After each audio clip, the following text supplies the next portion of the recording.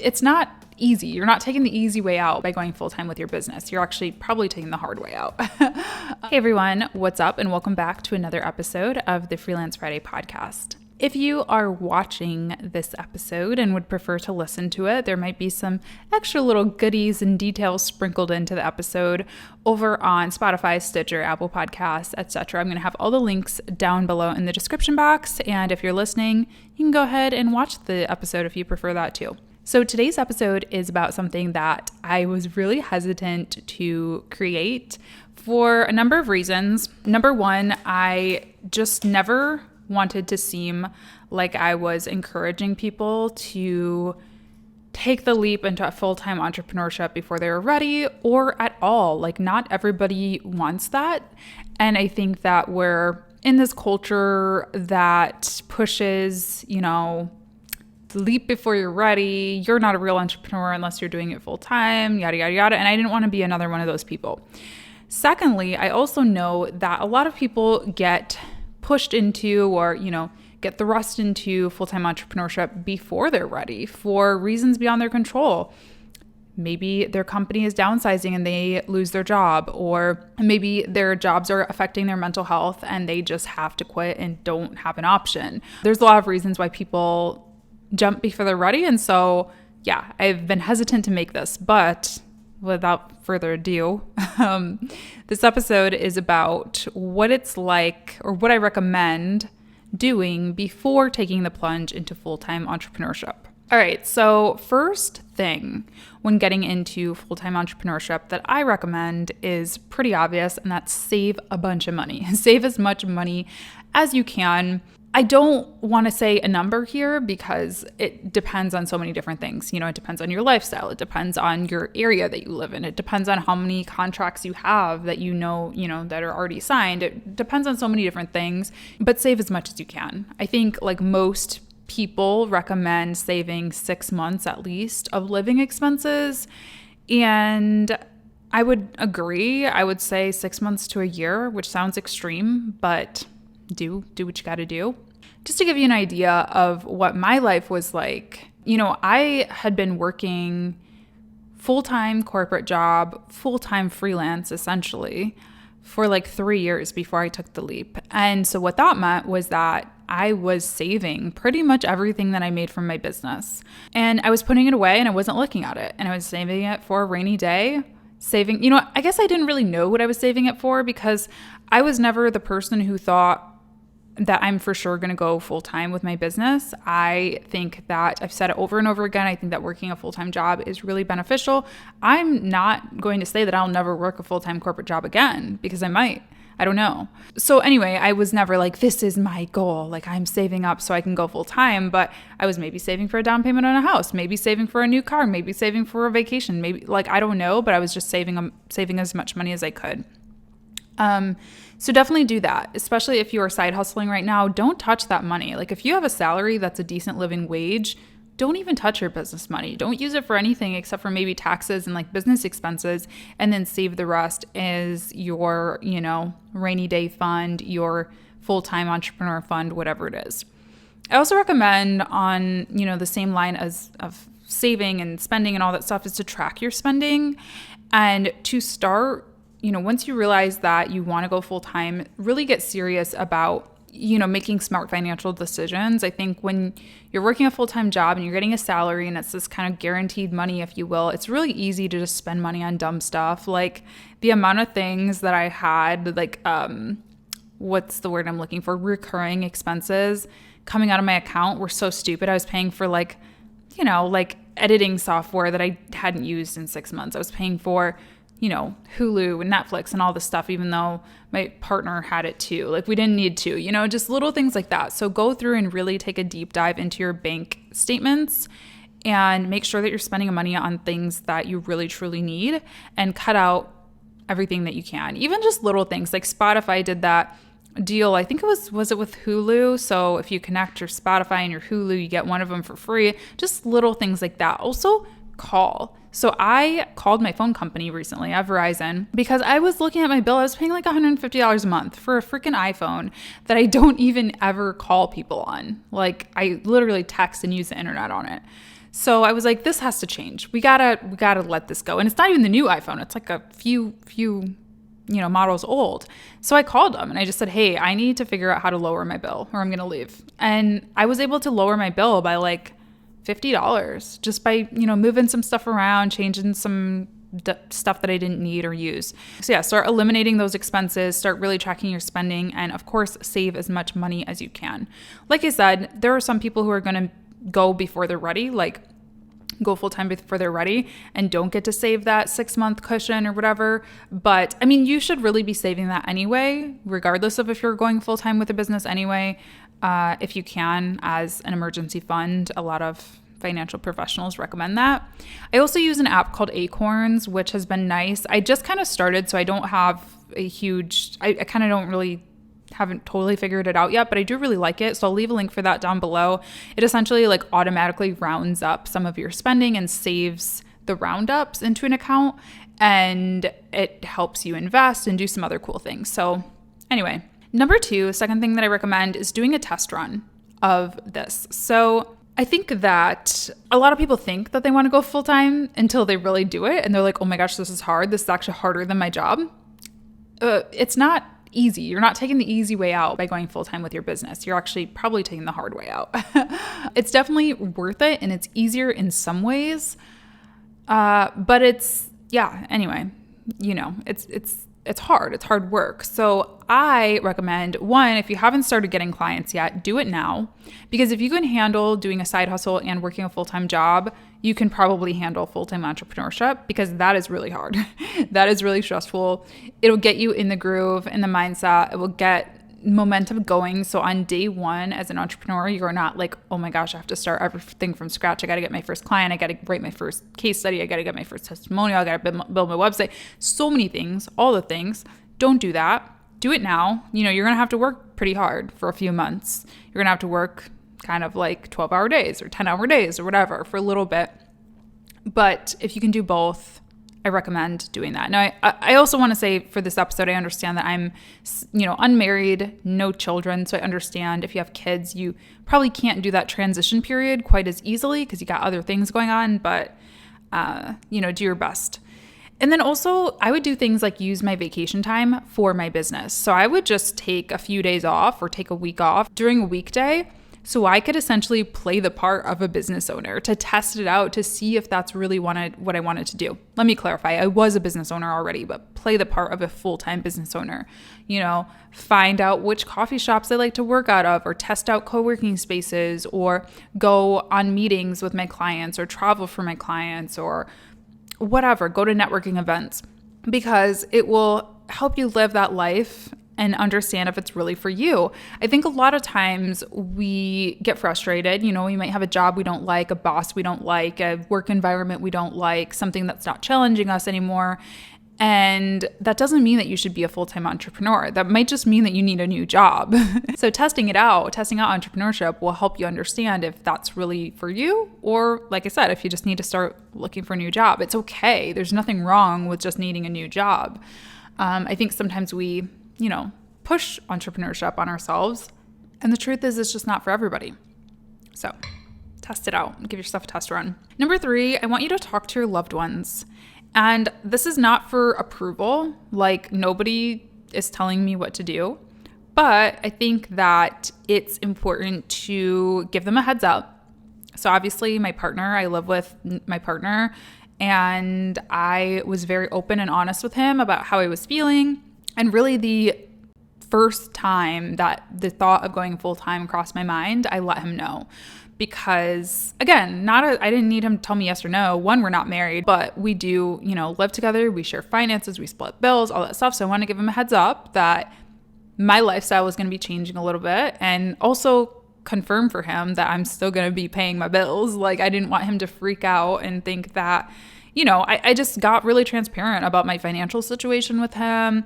And also, it's just important to have support. And I think that, having those open conversations with each other is important in any relationship, but it's also, important in friendships. I told, my boyfriend, I told my best friend, and I told my mom. Those were kind of like the 3 people that I talked to when it first started to cross my mind, just to get their support, to get any advice that they did have. Also, to make sure that I wasn't crazy. I did have to be open with myself about any constructive criticism too, because like I said, I didn't want to be in a situation where I just was frustrated or I was going through something in my personal life or maybe something at work that wasn't making me happy. And I took it to the extreme and was like, I'm going to be a full-time entrepreneur. Like I wanted to make sure that, they were like, okay, yeah, that makes sense. This sounds realistic. Like I'm not going crazy. So, and they'll probably bring you some business too. So telling people who care about you, who genuinely care about you, genuinely support you, are not going to see you as competition. They're not going to see you as crazy, whatever, all of those things. The real friends, the real family, the real people in your life are probably going to be supporting you, promoting you, bringing you business before you even quit your day job. Next thing, get legal. So I read this horror story on Twitter. I wish I could find it. I think I blocked it out of my memory, but it was basically about like just a hobby wife who, her business was not legal. She was accepting payments under the table, doing all this stuff, and ended up basically like losing her family's home and just getting in this really bad situation with the man. And obviously, I say that for any entrepreneur, like don't do that. Number one, do not do that. Report your income. If nothing else, report your income on your taxes. But yes, I think when you're making the switch to be a full-time entrepreneur, you want to obviously make sure that you're starting off on the right foot. You want to make sure that you are in a good place with your taxes, that everything's paid off and all that good stuff. You want to start a business bank account if you don't have one yet. So you're going to have to be even more careful with your spending and stuff if that's your only income. So I definitely recommend getting a business bank account, starting an LLC if you want to, or, if you haven't yet. I'm not an advisor on that stuff, so I don't really know. Like I have an LLC personally, but different situations for different folks. So talk to somebody who knows that stuff and taxes and business licenses and all that stuff. But do that stuff while you still have your 9-to-5, because you might need money for that stuff. You might need time, it's weird because going into full-time entrepreneurship, you think, oh, you're going to have all this time, but really now your time really is money when you're a full-time entrepreneur, it changes a little bit. Whereas maybe when you're working your day job, you can take a vacation day to get some stuff figured out at the bank or to, get your LLC figured out. You can do that online, but you know what I mean? Like it's nice to have that time off to be able to use if you need to. And again, that capital, that income coming in case you're like, oh shoot, I didn't realize I have to pay $6,000 in taxes. Like, okay, cool. Like would be good while you still have a day job and that income coming in. And also, again, just to make sure that you're starting off on the right foot and everything's legal and good. Also, another thing that's nice to do while you do have the comfort of a day job is educating yourself.